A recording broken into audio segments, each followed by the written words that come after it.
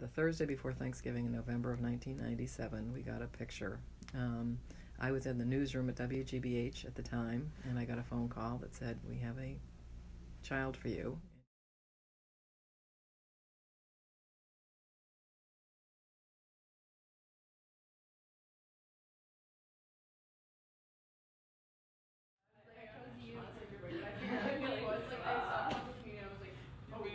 I think as a kid, I grew up in a Catholic family, and we were very concerned about poor, starving children all over the world. And I sort of had this missionary zeal to sort of save the world. And so, I dreamed as a child, I dreamed of having kids from all over the world. That I was going to have 20 kids in my family, and they were going to be from every country in the world. And then I grew up, and then I got married, and then I had children. And I realized having children is hard, and there's no way I'm going to have 20 children. About that time, the one-child policy was becoming more publicized in the United States, and so the conditions in Chinese orphanages were becoming known to journalists in particular, and it looked like pretty dire circumstances for a lot of children. And so I just sort of casually looked into it and then didn't do much about it. And then one year I did a story on single dads for Father's Day, single fathers. And I went to this home of this single father who had adopted a little girl from China. Her name was Ming Sullivan. And I came home from that interview and I said to my husband, "I would really like to do this." And he says, "Me too." And I was like, "Really?" Surprised.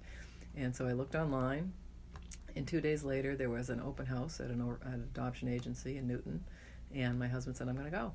And so he went, and I didn't go with him because I stayed home with our other two kids. And at the end of it, he says, "Yeah, I think we should go for this." And so we just sort of did it. It wasn't really, there was no specific moment or reason. Everybody says, "Why did you do this?" And I don't think I have a good answer to that to this day. Just was something just happened organically. It sounds really familiar. It's really cute and like quaint and stuff, and like small little roads, and yeah. We always wanted to have children, and it was not too long after we were married that we discovered we couldn't have biological children, and so we prayed about it. It's like, "Lord, what's going on?" And so we decided we wanted to adopt. Don't want to adopt, and actually we had thought that maybe we would give birth to children and then also adopt. So it wasn't like it was totally a new idea. It was just a surprise. No, we didn't also have children. I think they heard from like my caretakers or some people there that I had been just left at this police station in like this basket they had for like unwanted babies, and that's literally all we know. And she was born July 20th, 1997. And I'm thinking in my head, that's a year and a half ago. And then I said, "Oh my God, she's only 4 months old. That's really young for Chinese adoptees." So my husband went and got the picture and brought it home, and we showed it to our two sons. And they looked at it and they said, "Oh, she's fat," because she had big, big cheeks in all of her baby pictures.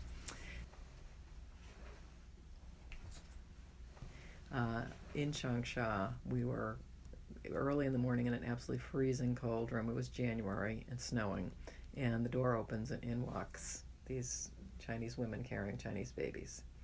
And it was like just tears just flowed, and everybody was instant families, and we were very, very happy, and it was lovely. And then we got on a bus with our babies, and some of these people had never held a baby before. Some of them had never been parents before, and drove 4 hours down a muddy one-lane road, playing chicken with the oncoming traffic. Like they would turn and we would turn. It was just like this crazy, and rice paddies on either side for 4 hours until we got to Eyang, which is where she is from. And we went to the orphanage and the official office and passed a lot of papers and signed a lot of documents and got a Chinese passport from her at that point. And that was the first big day. And then we went back 4 hours on this dirt road with screaming babies, no diapers, not much formula to feed them. It was hysterical. We were laughing and crying and laughing and crying. It was just instant bonding and a lot of fun. So I remember when I brought her to school with my then son was in third grade or first grade, and he just brought her in, looked for show and tell to show everybody in the class his new baby sister. And then he just looked up at me, he says, "Why does she have to be so cute?" And because she's just was the most adorable baby. And she was just smiley, happy baby. And so I think they both just really took to her. The first day we had her home, we didn't have any carpeting on the floor because we had just had the kitchen redone. And so they put her on a blanket, a baby blanket, and dragged her on the floor around the kitchen. Says, this is the refrigerator, and this is the stove, and this is the cabinet where your food's going to go, and just kind of dragged her around the house and showed her everything. And, it's been true love ever since. She's the glue that holds our family together, because my two boys are very different. My oldest boy is very science, nerdy, Star Trek, Star Wars guy, and my other son is a pop culture sports guy. And Katie likes everything. My daughter Katie likes everything. So she can go to movies with one or the other, and she gets along really well with both of them. And she's just a much happier personality than our genetic material was able to produce. So she's a great kid and a lot of fun.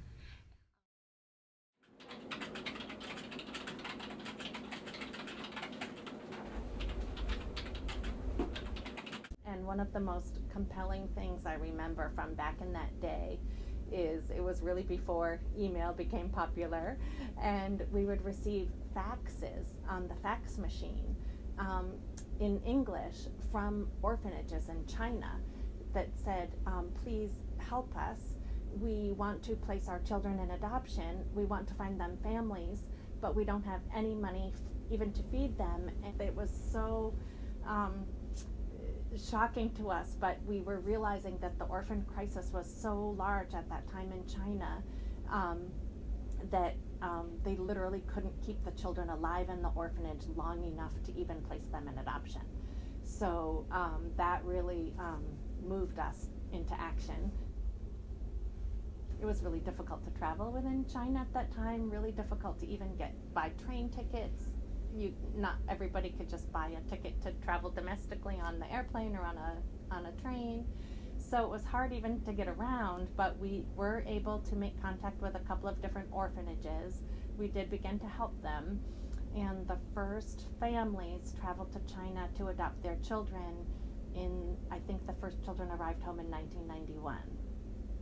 So that was our first sort of group of families. I think it was 6 or 8 children that came home at that time.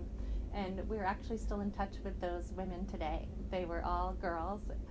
They're all young women who are now, some have graduated from college, and recently they've been keeping in touch with us actually and sending us updates on their lives. So that's the really heartwarming part for us too.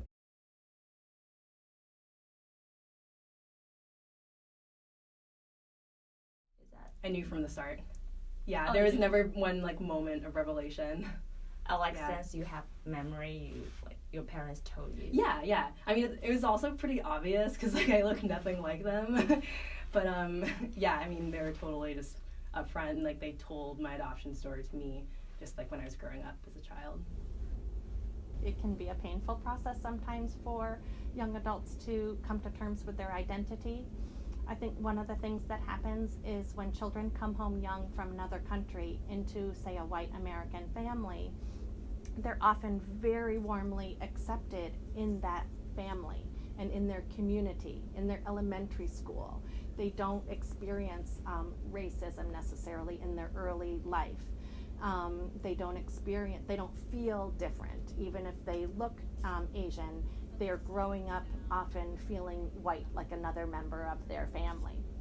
And it's sometimes later we see young adults growing up in high school, they go off to college, and that's when it's sometimes harder because they're in a community outside their own. They're meeting new friends. They're meeting other Chinese students, for example. They're meeting people who might look like them, but who have an entirely different life experience than they did.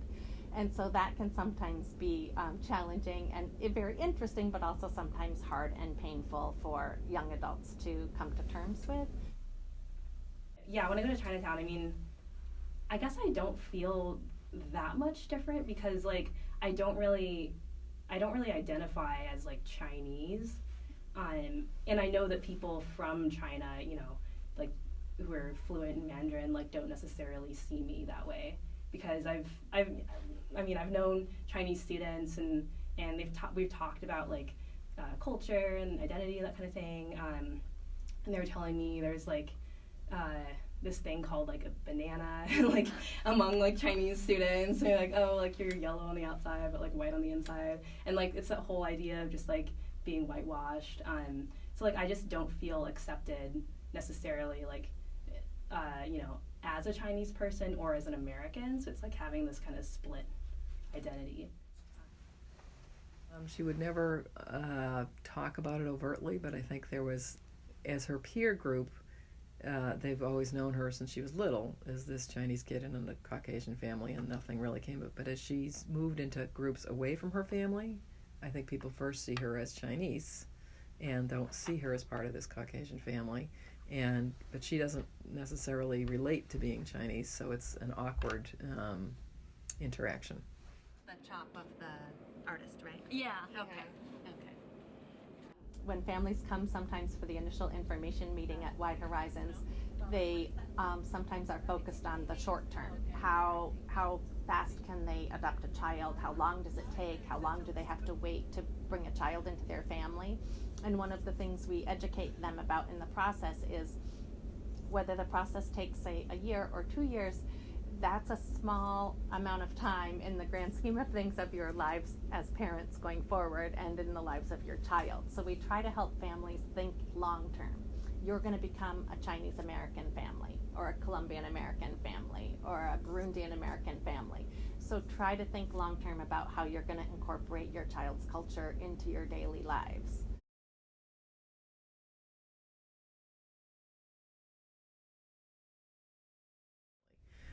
She will tell you now, I think, that in first grade, she kind of, things dawned on her in a way that she would cry wondering what happened to her other mother. So that was that, and she didn't tell me that till she was much older.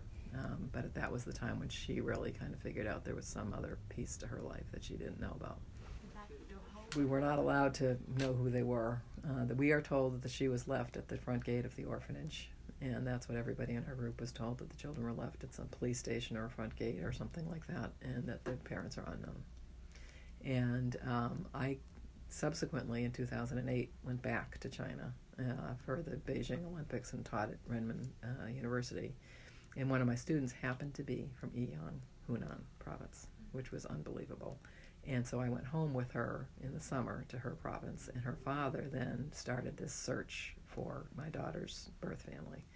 And he went back to the old orphanage. The orphanage had changed location several times, but he went back to the neighborhood where the old orphanage was and asked lots of questions, and ultimately was not able to find out anything. There's just a lot I want to do in life, and I don't want to just be caught up in this whole like search for, whatever is out there in terms of like my identity, and like my birth parents or whatever. Yeah.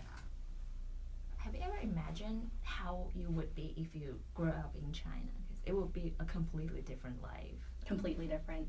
Because like most of the kids at the orphanage where I was adopted from, like they went to work at this sweatshop and they made like stuffed animals, and so that's what I would be doing. Yeah. So do you feel you're lucky to be? Yeah, like very lucky. And I had one of our Chinese guides asked us about that. It's like, well, what are you going to tell Amy about her birth mother? That she didn't have an abortion. And I said, that's so wonderful that she didn't do that. She protected her, took care of her, got her family. Because it's kind of assumed by a lot of people. Yeah. And so when this father of my student did research in Yiyang, one of the questions, one of the terms that the women around the orphanage used is baby selling. People come here to buy, Americans come here to buy babies, and people come here to sell babies. It was not seen as a humanitarian gesture of taking in an orphan child. It's a transactional thing. That makes me very uncomfortable and very sad to think that I might have been part of a corrupt process. It also makes me incredibly sad to think there are women all over China that are wondering what happened to their children and don't have any idea. And it's heartbreaking. It's really heartbreaking. I mean, I have given birth to 2 children, and I can't imagine giving birth to a child and then letting that child go. It's a sad situation all around. I mean, I am the beneficiary of a lot of sadness, and that makes me sad. But I also think sometimes it's has to be taken in the context of what's happening in the country with children at that time. And sometimes what we've seen is desperate parents do desperate things. And we can frown and say you shouldn't have sold your child, that was such a horrible thing to do, but what if they had nothing to feed the child? What if they had, like, there still could be,